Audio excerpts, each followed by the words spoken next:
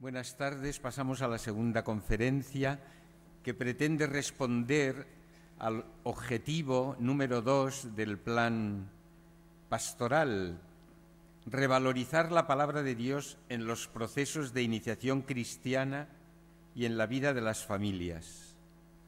Yo la he titulado La palabra de Dios en la iniciación y vida cristiana, entendiendo que la vida cristiana afecta naturalmente a la célula básica de la sociedad, que es la familia. Y si tienen el esquema delante, verán que hay una introducción y 4 puntos que voy a seguir lo más rigurosamente que pueda. Parto de una afirmación de Juan Pablo II, de San Juan Pablo II.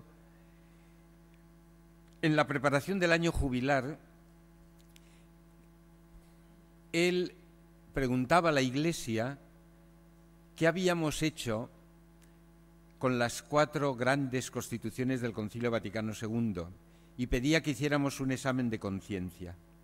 Y a propósito de la Dei Verbum, que trata de la palabra de Dios, decía en qué medida la palabra de Dios ha llegado a ser plenamente el alma de la teología y la inspiradora de toda la existencia cristiana.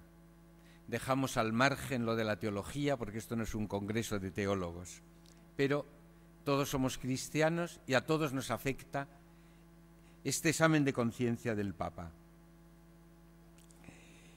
El concilio en la Constitución Dei Verbum dice que la palabra de Dios es sustento, vigor, firmeza de la fe, alimento del alma, fuente límpida y perenne de vida espiritual. ¿Qué hemos hecho con esto? Esa es la pregunta que yo me planteo. ¿Y por qué me la planteo? En razón de la evangelización. Difícilmente podemos evangelizar a otros si la palabra de Dios no ha llegado a ser nuestra regla suprema de la fe.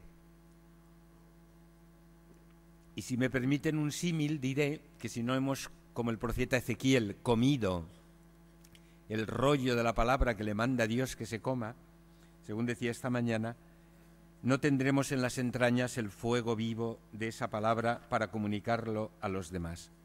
De hecho, a pesar del movimiento bíblico, todavía se puede decir que la Biblia sigue siendo para muchos cristianos un libro desconocido, para otros un libro más cultural que religioso, y para muchos, evidentemente muchos la leen y se alimentan de ella y es la regla de vida para ellos, pero para muchos otros un libro perfectamente sustituible. Lo primero que quiero subrayar es algo que decía Pablo VI en la exhortación ya antigua, pero completamente vigente, Evangelii Nunciandi. Decía que el hombre moderno, hastiado de discursos, se muestra cansado de escuchar y, lo que es peor, inmunizado contra la palabra.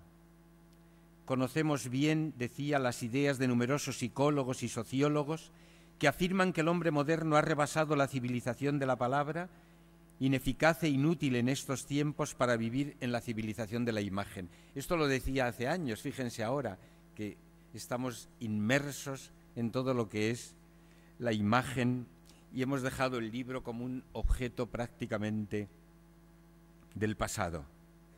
No olviden que la palabra de Dios es palabra humana y ha pasado también lo mismo, que no se aprecia suficientemente lo que significa el hecho de que Dios se haya revelado y nos haya hablado en la persona de su Hijo. El cardenal Ratzinger decía, a propósito de este hastío hacia la palabra, que el hecho de que haya en el mundo una palabra de Dios accesible a nosotros, algo que Dios nos dijo y nos dice, es la realidad más impresionante que cabe pensar. Pero estamos embotados por el hábito para percibir el prodigio de esta comunicación. Embotados, y ese acontecimiento tan singular, el hecho de que Dios hable, sigue pasando como desapercibido.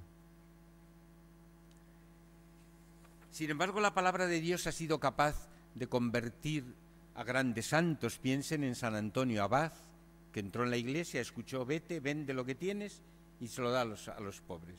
Se quedó con un poco para su hermana, que luego se consagró también, un poco para vivir él, y todo se lo dio a los pobres. San Agustín coge y lee.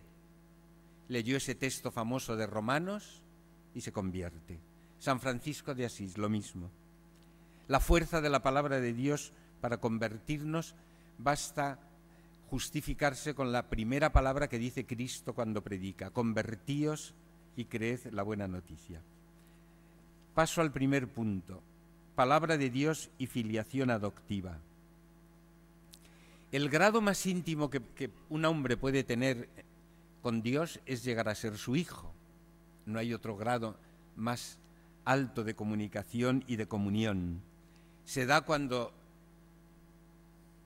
bien descendiendo en las aguas del bautismo, bien con la aspersión del agua sobre nuestras cabezas, nacemos a una vida nueva. Mediante el baño del agua y en virtud de la palabra.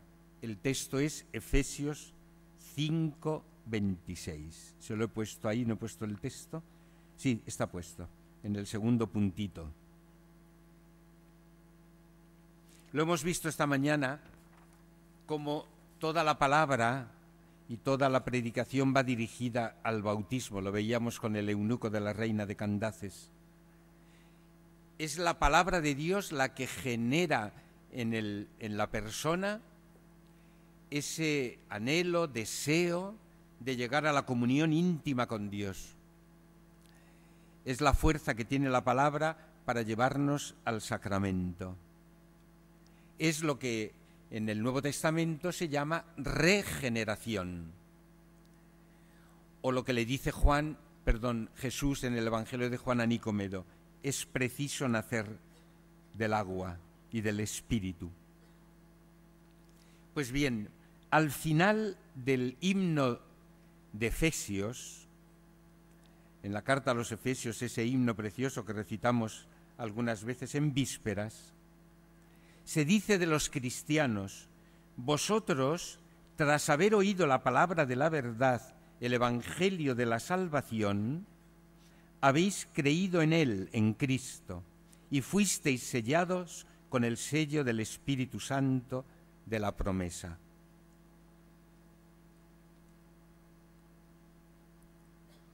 Después de haber oído la palabra de la verdad y el evangelio de la salvación. Sobre estos dos conceptos, palabra de verdad y evangelio de salvación, serán los números siguientes de mi esquema. Pero ahora nos quedamos en el lugar que tiene la palabra en esta generación de la filiación adoptiva y en la necesidad, por tanto, que tenemos los cristianos de vivir en esa palabra o de esa palabra que nos ha engendrado para la vida eterna. Citaba el himno de Efesios porque los estudiosos, los exegetas de Pablo y expresamente de la carta a los Efesios, dicen que en ese final tenemos seguramente recogido rastros de una liturgia bautismal donde se habla del sello del Espíritu y de haber recibido el Espíritu Santo de la promesa. En la carta a Santiago 1, 17 al 27, leemos esto: desechad, es el número 3 de la párrafo 1, desechad toda inmundicia y abundancia de mal y obedeced con docilidad la palabra sembrada en vosotros, que es capaz de salvar vuestras almas. Obedeced la palabra sembrada. También aquí tenemos, según el padre Guamar, que estudió este texto, una referencia a la liturgia bautismal. En esa liturgia, la palabra que hemos escuchado se injerta en el corazón. Y el desarrollo de la vida cristiana consiste en la obediencia a esa palabra. Por eso es regla de la vida cristiana. Esto es importantísimo, porque a renglón seguido Santiago cuenta la historia del hombre que se mira en el espejo, se ve y luego se da media vuelta y ya se ha olvidado de cómo era. Dice, así son los que escuchan la palabra de Dios, que se miran un día en el espejo y qué bonito estoy, pero mira qué guapo, pues estoy rejuvenecido. Se da media vuelta y ya se ha olvidado. ¿Qué nos pasa con la palabra de Dios? Es bellísima, qué bellos salmos, qué textos tan preciosos, qué parénesis. Nos damos media vuelta y ya preferimos la novela. Lo más significativo de este texto de Santiago es que habla de obediencia a la palabra, sembrada en el bautismo. Y se está haciendo referencia al nacimiento espiritual, producido por la predicación del Evangelio. De manera que toda la vida cristiana consiste, insisto, en ser obedientes a la palabra. Sin esta obediencia a la palabra y siguiendo el ejemplo que pone Santiago, se da lo que el Concilio Vaticano II ha llamado uno de los dramas más grandes de nuestro tiempo. ¿Cuál es ese drama? Seguro que le suena: la separación entre la fe y la vida de los bautizados. Los papas últimos han insistido y siguen insistiendo en este problema que puso de relieve el Concilio Vaticano II. El engaño de quien no vive según esa palabra que ha recibido en su corazón. Y por eso, uno de los rasgos de la espiritualidad cristiana es la actitud sapiencial para acoger continuamente esa palabra, que muchos de nosotros que estamos consagrados, sacerdotes, la leemos en laudes, en vísperas, en la Eucaristía cotidiana, y no vivir de espaldas a ella. Hemos nacido, insisto, mediante el baño del agua y en virtud de la palabra. La palabra se convierte así, la palabra de Dios, en la memoria de lo que somos. Lo tienen ahí en otro apartado: memoria de nuestro ser y ley de nuestra vida. Si uno como cristiano tiene que preguntarse ¿quién soy? ¿Cuántas veces nos hacemos esta pregunta? ¿Qué es un cristiano? Lo tenemos muy claro. Está ahí, está dicho. Abramos por donde abramos el Nuevo Testamento, por quedarnos en el Nuevo. Sabemos lo que es un cristiano. No necesitamos grandes tratados. Es memoria del ser y ley de la vida. Y por eso Jesús, en las tentaciones del desierto, la primera tentación es: no se vive solo de pan, se vive de toda palabra. En el elogio que hace San Pablo a la comunidad de Tesalónica, en 1 Tesalonicenses 2:13, lo tienen también ahí, dice esto: al recibir la palabra de Dios que os predicamos, la acogisteis no como palabra de hombre, sino como es en verdad, como palabra de Dios que permanece activa en vosotros los creyentes. Fíjense cómo la califica: permanece activa, eficaz, si nosotros la dejamos. Recuerden la parábola de Jesús del sembrador. Y en 1 Pedro se nos recuerda que hemos sido reengendrados de un germen no corruptible, sino incorruptible, por medio de la palabra de Dios, viva y permanente. 1 Pedro 1, 23, 25, porque se me ha olvidado poner ahí la cita, donde pone la palabra de Dios incorruptibilidad y eternidad. Son dos características propias de la palabra, porque son dos características propias de Dios: el que vive siempre, el que no es corruptible, el eterno. Hemos sido engendrados, insisto, reengendrados por un germen que no es corruptible. Por eso la palabra de Dios es el ámbito, o podríamos decir, es la casa, el lugar donde el hombre desarrolla su personalidad de hijo. Es como el tiesto donde nos han plantado, valga la vulgaridad, estamos plantados en ese tiesto. Es nuestro humus, el lugar propio del desarrollo.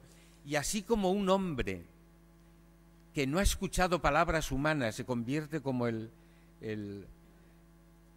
aquel de la isla, que ¿cómo se llama? Robinson Crusoe, no, que no oyó nunca palabras humanas y no sabía, se comportaba como un mono. Pues imagínense lo que es un cristiano que no vive de la palabra de Dios. Se queda sin casa, se queda sin lugar de desarrollo de la personalidad cristiana. Les he puesto ahí dos autores, Lindbeck, que tiene un libro muy bonito, La naturaleza de la doctrina, en la que dice esto: así como un individuo llega a ser humano aprendiendo un lenguaje, así él o ella comienza a ser una nueva creación mediante la escucha e interiorización del lenguaje que habla Cristo. Permítame un inciso. ¿Ustedes se dan cuenta de la banalidad tan frecuente de nuestras conversaciones? Estoy hablando de nosotros los cristianos, y me meto yo, no estoy echando ningún jarro de agua fría. ¿Ustedes se dan cuenta de lo banales que son nuestras conversaciones? ¿De qué hablamos? ¿De qué temas hablamos? ¿La palabra de Dios aparece como la savia de nuestra vida? ¿Los temas de la palabra de Dios aparecen? Cuando tenemos un vecino, una vecina delante, aprovechamos la ocasión para sacar esa palabra. Lo que se decía de Santo Domingo de Guzmán, que hablaba con Dios o de Dios. Cuando no aparece la palabra de Dios y el misterio que encierra en nuestras conversaciones, mala señal. Y otro autor que tiene un libro, Cristianos y los motivos de la nueva creación en el Nuevo Testamento, Paul Minear, dice así de la palabra de Dios. Se refiere al Antiguo Testamento. Ya hemos dicho que es la unidad, pero es evidente que vale para la Escritura, para toda la Escritura. Así como cualquier lenguaje demuestra su vitalidad por una interacción entre el legado lingüístico y la situación actual, así la Escritura llega a ser viva como Escritura cuando provee un contexto convincente para pensar sobre nuevas situaciones. Se debería detectar en esta homogeneidad entre lenguaje heredado y vida emergente la clave fundamental sobre qué es lo que concede autoridad a la Escritura como Escritura. Un cuerpo de escritos llega a ser verdaderamente sagrado cuando crea un mundo imaginado donde una comunidad se siente más plenamente en casa y donde el Espíritu Santo habla más poderosamente al espíritu de la comunidad.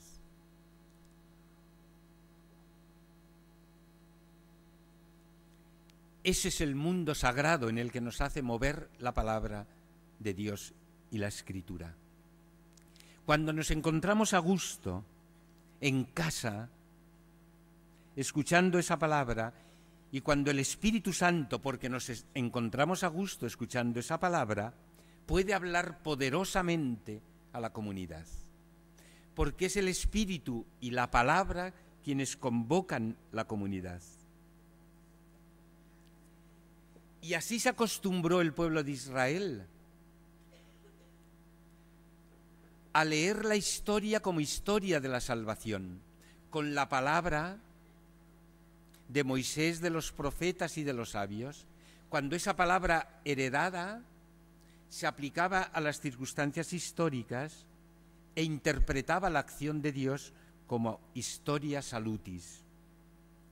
Y eso es lo que tendríamos que hacer los cristianos. Esa es la vocación profética de los cristianos, leer nuestra historia Y esto es lo que hizo María, que es tipo perfecto de la Iglesia. Escuchar la palabra, rumiarla en su corazón y desde luego, aunque no lo digan los evangelios, predicarla. Porque desde luego que María era una gran predicadora, es tan obvio que no hace falta decirlo. Como dice San Ignacio en los ejercicios, hay cosas que son tan lógicas que no es necesario decirlos. De hecho, parte de la tradición de Juan y parte de la tradición de Lucas, muchos exegetas piensan que solo puede venir de María y que María se ha convertido en memoria de la tradición de Cristo. Pasamos al número 2. Palabra de la verdad, que es uno de los calificativos que le daba el texto de Efesios. Yo les he puesto ahí algunos textos, se podían citar más, pero bastan 3. Tus palabras, Señor, son verdad. El conjunto de tu palabra es la verdad. Tus rectos juicios duran por siempre. Tu palabra es verdad, dice Juan de la palabra del Padre. Y Cristo dice de sí mismo, podemos añadir, yo soy la verdad. Muchos como Pilato dicen hoy a la Iglesia o a nosotros, ¿y eso de la verdad, oiga, eso qué es? ¿Existe una verdad sobre el hombre, sobre el mundo, válida, universalmente reconocida? Y si existe, ¿podemos llegar a conocerla? El escepticismo sobre el llegar a conocer la verdad es una de las características, decía el Papa emérito Benedicto XVI, de nuestro mundo, y el relativismo la otra. No hay verdad absoluta, no hay una verdad para todos, la verdad está condicionada por las circunstancias históricas, sociales, etc. Intentar comprender la palabra de Dios, la Escritura, como palabra de la verdad, choca hoy con un obstáculo difícil de superar que paradójicamente viene del campo de los estudios bíblicos. ¿Y cuál es ese obstáculo? Lo que se ha llamado la hermenéutica de la sospecha. El racionalismo que invade la aparición de los métodos histórico-críticos de la Biblia ha puesto en entredicho la verdad histórica, voy a centrarme en el Nuevo Testamento sobre todo, de muchas de las cosas que nos narran los evangelistas. Y de ahí que haya habido mucha gente, a partir de la Ilustración, que ha dado por verdad esta crítica histórica. Se pone en tela de juicio la verdad de lo revelado. La hermenéutica de la sospecha ha ido a la línea de flotación de nuestra fe porque ha puesto en tela de juicio la veracidad de los relatos bíblicos, la verdad histórica de los evangelios a la que alude la Dei Verbum, y hacer esa separación que no está superada todavía a pesar de los grandes esfuerzos que ha hecho la exégesis católica entre el Jesús histórico y el Cristo de la fe. Una cosa es ese Jesús histórico al que difícilmente podemos llegar porque la fe de la Iglesia lo ha desfigurado de tal manera que son dos realidades distintas. Nunca daremos suficientemente gracias a Dios por el extraordinario don que nos ha hecho Benedicto XVI con su obra Jesús de Nazaret. Atención, hay que leerla bien, porque el Papa Benedicto XVI respalda los métodos histórico-críticos y dice que son necesarios aplicarlos, como los ha aplicado la Iglesia. Pero sale al paso de esta hermenéutica de la sospecha que ha hecho que en muchos cristianos, el otro día a mí me lo decía un grupo de jóvenes en una catequesis que daba, que ¿cómo sabemos que eso que hizo Cristo es verdad? Que esto los evangelistas nos cuentan cosas, bueno, pues como cuentos para que nos distraigamos, historietas. ¿Qué credibilidad, por ejemplo, si se niega con los racionalistas el hecho de los milagros de Cristo, puede tener las afirmaciones de Cristo como yo soy la luz del mundo después de curar a un ciego de nacimiento, si se niega el milagro? ¿O yo soy la resurrección y la vida después de resucitar a Lázaro?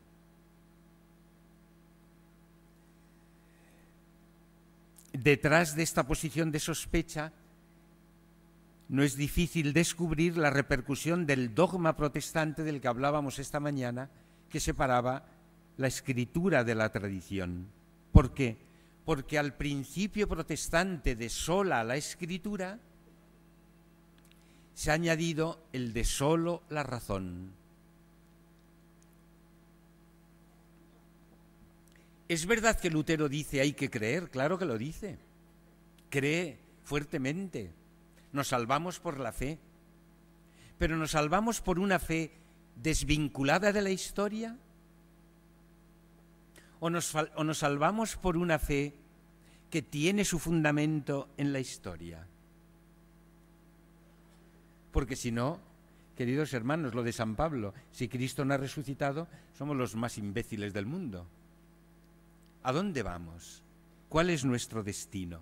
Fíjense lo que decía uno de los racionalistas, sacerdote secularizado, Loisy, a propósito de esta cuestión. Mi convicción fundamental es que el estudio científico de la Biblia no existía en la Iglesia católica y que era momento de crearlo. Por esto las cuestiones de la introducción bíblica debían pasar del plano de la teología, punto de vista dogmático, al plano histórico, punto de vista racional y crítico. Clarísima separación entre la exégesis como parte de la teología y el dogma. Clarísima separación.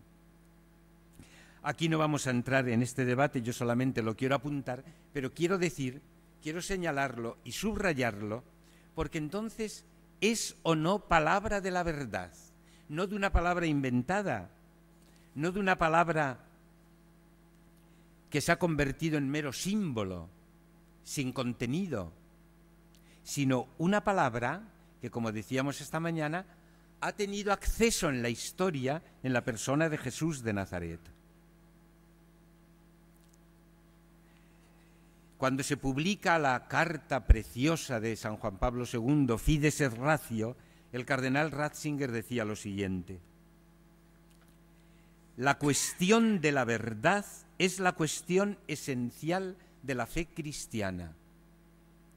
Y añadía: si debiera caracterizar brevemente la intención última de la encíclica, diría que ésta quisiera rehabilitar la cuestión de la verdad en un mundo marcado por el relativismo.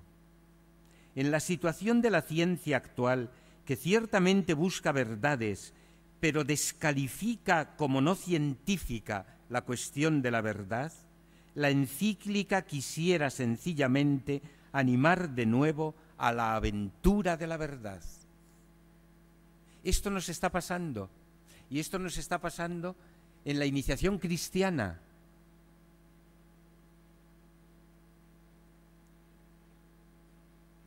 Que verdades fundamentales de la fe no se presentan como verdades, sino como maneras simbólicas o metafóricas de hablar, por no decir míticas.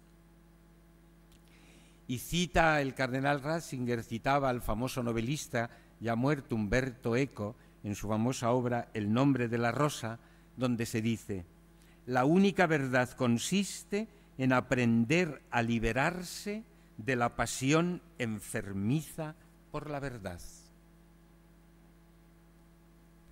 O sea, que mejor irnos todos al barranco. No nos preguntemos por la verdad, es inútil.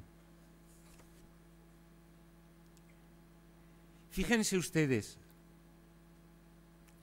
si nos situáramos en esta hermenéutica de la sospecha, ¿qué pasaría con estas verdades, y enumero algunas, que son fundamentales de la iniciación cristiana y que no nos atrevemos a atajar porque a veces nos falta la actitud pedagógica para explicarlas? El pecado original,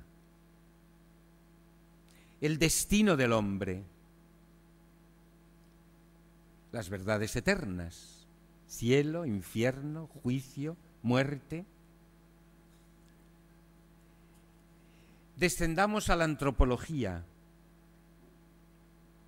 Ya veremos qué pasa con el pacto famoso de la educación, ya veremos. A ver si podemos seguir diciendo lo que cree la Iglesia o no.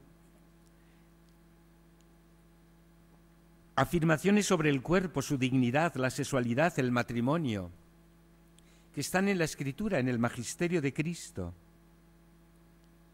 Pasando a la doctrina social de la Iglesia.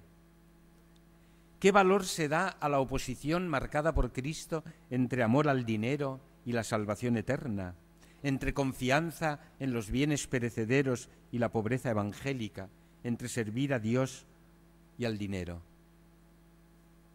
¿Qué queda entonces de la palabra de Dios como palabra de la verdad? ¿Y qué queda de esa palabra como normativa para todos los cristianos?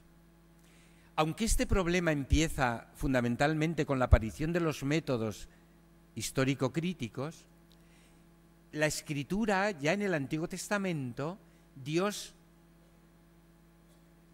había revalidado su palabra frente a aquellos que también sospechaban de que eso era verdad.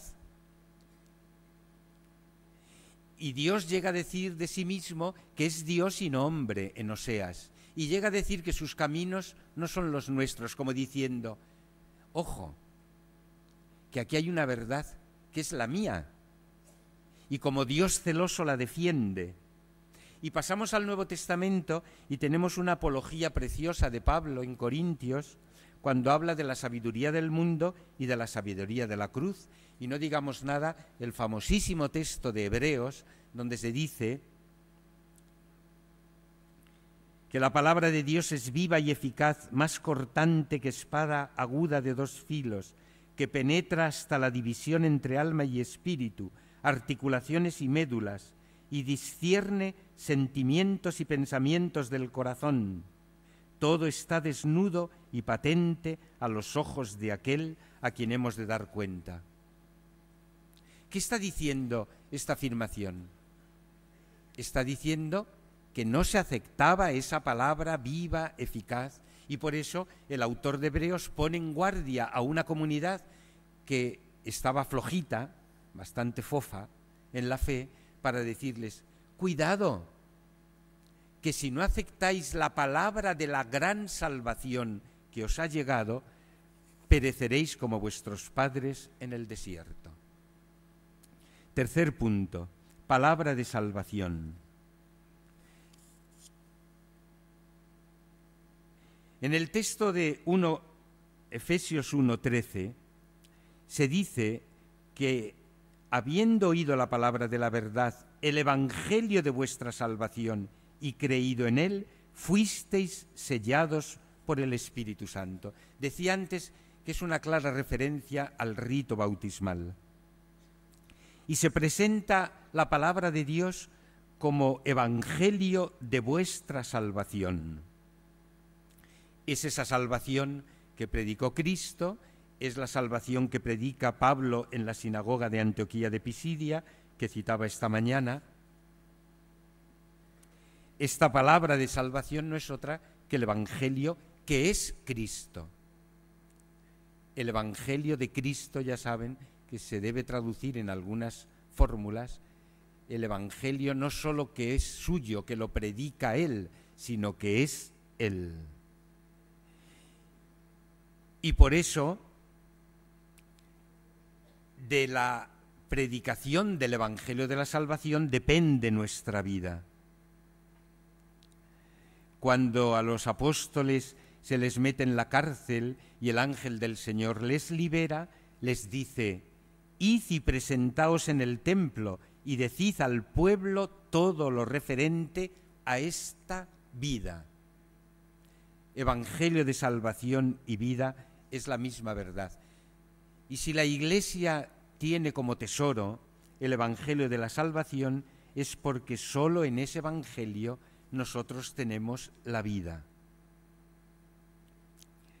La misión del cristiano no puede ser más hermosa ni más exigente, consiste de todo cristiano, de todo. No hablo ahora como obispo o a los sacerdotes o a los consagrados. Todo cristiano es el predicador de este evangelio de la vida que nos trae la salvación. Ahí les pongo el texto de Hechos 13, 26, 31, que es la predicación de Pablo. Y más adelante añado, verdad del evangelio y salvación del hombre, porque al ser la palabra de la verdad, y la verdad es la que nos libera de las ataduras del pecado y de la muerte, es la verdad que salva. El anuncio, por tanto, del evangelio de la salvación es lo que tiene que hacer la Iglesia y cada uno de sus miembros. Una salvación que traspasa las capacidades del ser humano. Y hablar de salvación hoy es muy complicado, porque el hombre no se siente con la necesidad de verse salvado, o pretende autosalvarse mediante, entre comillas, la religión que se hace a su carta y a su manera. Es como ese niño de la película del Sexto Sentido que para huir de esos fantasmas que le amenazan se hace una tienda, se mete en ella y dice, ya está, ya me salvo. No, pero si los tienes al lado, si te están dando vueltas, y de hecho cada vez que abría la cremallera veía pasar un muerto de esos vivientes, ¿no? La dificultad que el hombre tiene hoy y que es consecuencia del relativismo de la verdad y consecuencia también de haber dado la espalda a Dios, es que busca la salvación que pretendidamente se da a sí mismo. Y por eso cuesta mucho decir a la gente que para salvarse necesita abrirse a Cristo, abrirse al único que nos da la salvación. Bajo el cielo no hay otro nombre, se dice en Hechos, sino el de Cristo, que nos otorga la salvación. Y citaba ahí un texto precioso de Ratzinger, que tratando del silencio de Dios, ya saben que el pontificado del Papa Benedicto XVI ha estado marcado en la primacía de Dios y en la necesidad de ser testigos de Dios. Decía él, si se deja de hablar de Dios y del hombre, del pecado y de la gracia, de la muerte y la vida eterna, entonces todo grito y todo ruido que haya será sólo un intento inútil para hacer olvidar el enmudecerse propiamente humano. Nos quedamos, viene a decir, en silencio, en un terrible silencio, por mucho grito y por mucho folclore que organice la sociedad. Nos quedamos sin palabras y nos quedamos sin esa palabra última y definitiva de la salvación. Y cuarto punto del esquema, Cristo, palabra última y definitiva de Dios. Hablaba esta mañana del famoso prólogo de la carta a los Hebreos, en donde se presenta el momento escatológico de la presencia de Cristo como palabra definitiva. Ahora quiero hablar del prólogo de Juan, donde se dice que a Dios nadie le ha visto jamás. El Hijo unigénito que está en el seno del Padre, Él lo ha contado. Las traducciones difieren de este verbo, que es un verbo griego de donde viene la palabra exégesis, que es interpretar. El verbo griego que aparece ahí es exegésato. Y podríamos decir el que ha interpretado, revelado, narrado. Hay muchas traducciones. Pero a Dios no le ha visto nadie, solo el Hijo. Lo ha visto desde toda la eternidad. Y Él ha venido a contarlo, a hacer la exégesis del Padre, a decirnos quién es el Padre. Y al contarnos esto, a darnos la capacidad de poder llegar a ser hijos de Dios. Recuerdan el prólogo, los que le acogen, los que aceptan su nombre, su persona, esos reciben la capacidad de ser hijos. Y por eso dice una afirmación muy atrevida para el pueblo judío: la ley fue dada por medio de Moisés, la gracia y la verdad nos han llegado por Jesucristo. Esto para un judío de entonces y de ahora le tiene que sonar. Porque ¿qué pasa con la ley? San Pablo nos dice, no la podemos cumplir. La ley ha venido a señalar el pecado. Y aunque viene de Dios, señala nuestra incapacidad para cumplirla. ¿Qué ha venido a revelar Jesucristo? La gracia y la verdad. La gracia para poder cumplir la ley. Don gratuito. Y la verdad última, la gracia y la verdad nos vienen por Jesucristo. Cuando decíamos que no podemos entender la Escritura sin la persona de Cristo que la recapitula, el verbo abreviado, damos un paso más y decimos, este verbo abreviado nos ha mostrado definitivamente a Dios. Y por eso cuando Felipe le dice, muéstranos al Padre, dice, Felipe, quien me ve a mí, ve al Padre. ¿Te enteras? Porque Felipe era de entendederas cortas. ¿Te enteras? Muéstranos al Padre. Pero Felipe, que ya llevamos viviendo juntos, el que me ve a mí, ve al Padre. ¿Qué está diciendo el prólogo de Juan? Ha venido a mostrarlo, a interpretarlo, a revelarlo. Es la palabra última y definitiva. Y por eso la iniciación cristiana, cuando hablamos tanto de iniciación cristiana, ¿en qué consiste? En mostrar al Hijo, en mostrar al que nos hace capaces de ser hijos. Y en decir, mira, aquí, si miras a Cristo, lo tienes todo. Míralo. Míralo. ¿Qué haría Cristo en este momento? ¿Qué enseñaría? ¿Cómo actuaría? Míralo. Yo vengo de hacer ejercicios espirituales, pero no digo esto porque acabe de hacer los ejercicios. Lo digo por convicción propia, porque ya saben que los ejercicios espirituales es ver a Cristo, contemplar a Cristo, seguir a Cristo, llamar a Cristo. Es que no hay otra cosa, no hay otro camino. Y San Juan de la Cruz dirá en la subida al Monte Carmelo que quien se aparte de este camino se queda por las ramas, no se queda en el tronco. Y Santa Teresa de Jesús a sus monjas, que las decía en ese texto célebre, precioso, cuando estéis cansadas, mirad a Cristo, miradlo, que Él os mirará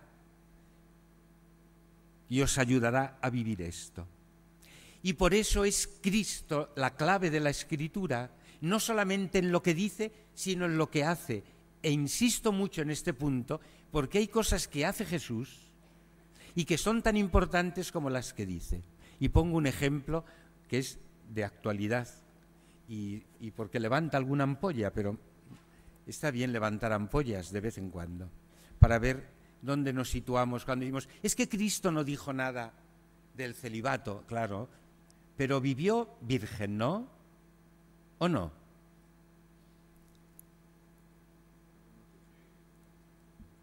Dice aquí el señor arzobispo primado que alguno que otro dice que no, ¿no? Con su pan se lo coma. Pero el libro este tan famoso de un teólogo alemán, ser sacerdote, Scheck, sí, bueno, ese. Es que no me viene ahora el nombre. Pues este dice, todos decimos que Cristo fue pobre y se nos cae la palabra de la pobreza y del ser pobre porque Cristo fue pobre. Y dice él, qué pocos dicen que Cristo fue virgen. Qué pocos. ¿Por qué solo callamos? Y obediente, ¿no? Fue obediente. El tema que yo quería citar era el sacerdocio femenino. Cristo no dice que las mujeres no pueden recibir ese ministerio, pero cuando elige a los 12, ¿es libre o no es libre Cristo? ¿Es libre? ¿O está condicionado, según la hermenéutica de la sospecha, por las costumbres de su época, por la cultura de su época, etcétera? Juan no tiene la Eucaristía, pero tiene el lavatorio de los pies. El lavatorio de los pies es un gesto que habla más que otros discursos. No quiero comparar en Cristo los discursos, no quiero compararlos, no piensen que los comparo, pero ¿está hablando Cristo ahí? Cuando se sienta en la mesa con los pecadores, ¿está haciendo algo que supera el tomarse un bocadillo con unas copitas? ¿No está diciendo que ha venido a reconciliar y que la comunión de mesa es que el Padre se ha sentado con los hombres? ¿Cuántos gestos de Cristo son magisterio en la Iglesia? Y por eso, ¿cómo lo presenta la Dei Verbum con toda claridad? Hechos y dichos, el conjunto de los hechos y de los dichos. Pensémoslo. Por eso es el sacramento primordial de Dios. Por eso quien ve a Él ve al Padre, ciertamente. Por eso es el paradigma de la vida cristiana, la palabra que actúa. Es la palabra en acción. Es la palabra que lo que dice lo hace, como el Dios del Antiguo Testamento cuando dice, hágase la luz, y fue hecha. Es lo mismo lo que hace Cristo, es lo mismo. Es la palabra actuando, obrando. Cuando resucita a Lázaro, tremendo. Tremendo.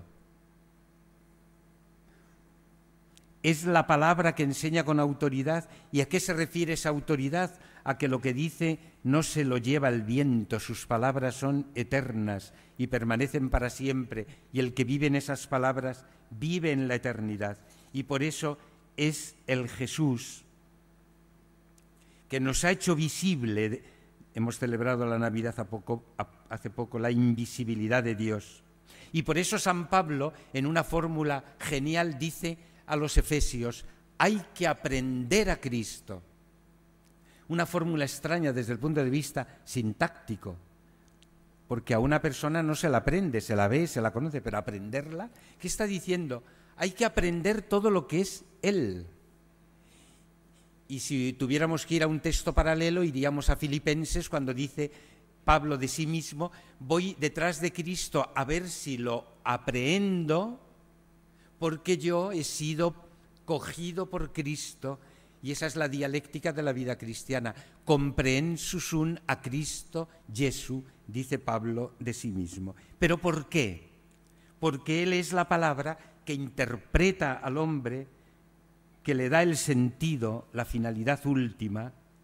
Es, en definitiva, como decía Ireneo de Lyon, el que nos ha traído en nuestra carne, viniendo en nuestra carne, nos ha traído la verdadera novedad. Pues que hagamos así la iniciación cristiana. Y ojalá en las familias, cuando cogiéramos la Biblia, si es que la cogemos alguna vez, y la leemos en común y en familia, entendiéramos, ahí está la luz de mis pasos, la norma de la vida, el secreto de mi existencia, ahí está mi destino, ahí está el que me hace y me rehace, porque he sido creado en Cristo y para Cristo. Aquí está, en definitiva, la palabra de vida eterna. ¿A quién iremos? Muchas gracias.